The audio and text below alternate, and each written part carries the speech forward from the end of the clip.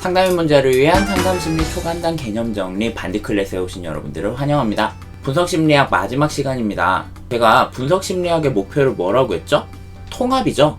그래서 분석심리학에서 말하는 성격의 발달 역시 통합으로 가기 위한 단계를 거치는 걸로 해석을 하시면 좋은데요. 우선 아동기, 출생부터 사춘기까지예요. 이 시기의 아동들은 본능에 의해서 움직입니다. 이 꿈틀대는 에너지의 방향을 잘 잡아줘야지 안정된 자아가 형성될 수 있다. 그 다음 청년기인데요. 청년기는 사춘기에서 2차 성징으로 시작합니다. 2차 성징이 뭐죠? 몸이 자라는 거죠. 하지만 몸이 자라는 거를 넘어서 정신적인 성숙도 이루어져요. 이 성숙함을 바탕으로 사회생활에 적응하는 방법도 익혀가는 단계인 거죠. 우리 흔히 몸은 어른인데 마음은 애다, 이 표현 많이 쓰죠. 마음속에서도 마찬가지의 일이 일어나요. 슬슬 현실에 대해 인식하고 마음은 답답하고 그러는데 계속 철없고 싶은 거야. 어떠겠어요? 혼란스럽겠죠?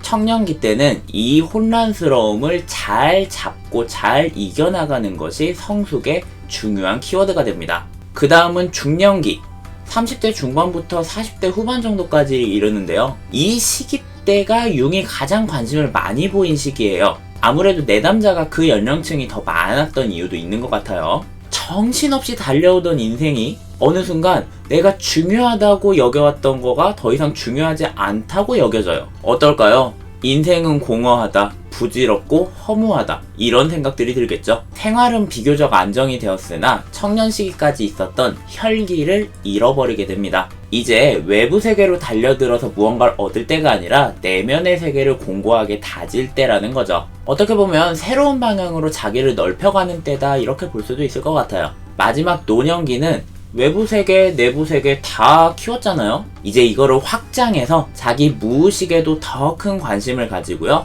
삶을 돌아보면서 반성도 하고 성찰도 해나가는 단계라고 보시면 되겠습니다. 여기까지 들으면 정신분석과 분석심리학의 큰 차이점이 무엇인지 알 수 있는데요. 무의식을 중요하게 여겼다는 것, 그리고 무의식의 의식화가 성숙의 중요한 키워드가 된다는 거는 둘의 공통점이에요. 근데 이 무의식이라는 게 하는 기능과 내용에 대해서는 해석이 달라요. 프로이트는 무의식을 과거의 미성숙한 무언가라고 봐서 벗어나야 된다, 내가 이것을 이겨내야 된다, 이렇게 얘기했다고 한다면, 융은 이 무의식을 성숙한 미래로 나아가는 이정표로 본 거예요. 지난 시간에 소개했던 그림자 있죠. 프로이트라면 그림자를 극복해서 의식화해야 된다, 이렇게 얘기를 했겠지만, 융은 극복 대상이 아니라 감싸 안고 통합해서 완성된 나를 만들어가는 데에 함께 나아가야 된다, 이렇게 봤다는 점. 이제 차이가 좀 이해가 되시나요? 이해되셨으면 저 좀 알려주세요. 나는 아직도 모르겠어.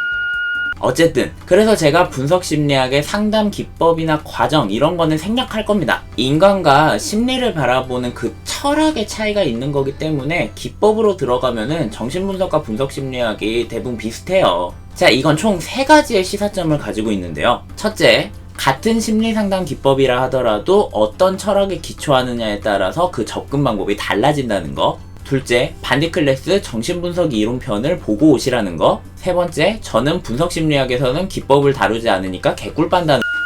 부디 이 말을 정신분석과 분석심리학이 거기서 거기다, 이렇게 이해하는 분은 없기를 바랍니다. 무의식의 의식화를 위한 그 방식이 좀 중복된다, 이 정도의 이야기로 이해를 하시는 게 가장 좋아요. 그 시대 때의 3대장 프로이트, 융, 아들러, 이들의 이론을 비교를 해보면요, 정신분석과 분석심리학은 모두 무의식의 의식화를 중요하게 여긴다. 그래서 상담 과정에서도 무의식을 다루는데 힘을 많이 쓴다. 하지만 정신분석과 달리 분석심리학에선 무의식을 극복의 대상이 아닌 통합의 어떤 걸로 보고 있기 때문에 이 과정을 심화시키기 위해서 조금 더 교육적인 부분이 들어간다. 아들러는 이 교육을 적극적으로 차용해서 상담 기법과 과정에서도 교육적인 부분을 많이 넣었다. 이렇게 이해하시면 어떨까 싶네요. 자, 어떠신가요? 만약 여러분이 중년 또는 노년 상담을 목표로 하고 계신다, 이 분석심리학을 공부해 보시는 거 추천드립니다. 통합을 얘기하는 이론이기 때문에요, 신경적 문제, 심각한 정신병리 이쪽이 아니라 현실 생활 속에서 우울함,